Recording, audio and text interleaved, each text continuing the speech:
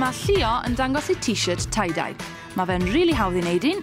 Y cyfan sy'n angen arnoch chi yw t-shirt gwyn, 2 dityn bach o ddŵr cynnes mewn potel sos coch, ffedog a menig rwber. Cwn i off. Y cam cyntaf ydy, plygwch y t-shirt yn ei hanner fel hynna, a wedyn yn ei hanner eto fel hynna, ac unwaith eto fel hynna, fel bod gennych chi petriol twt fel hynna. Wedyn, da chi eisiau mynd hefo'r dau, mynd o gwmpas yr ymylon fel yna.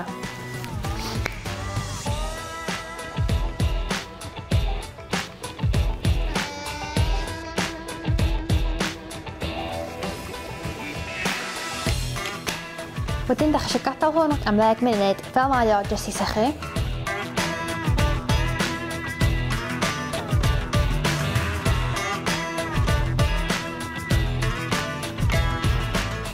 Wel, da ni'n disgwyl 10 munud, lle mae'n amser agor o.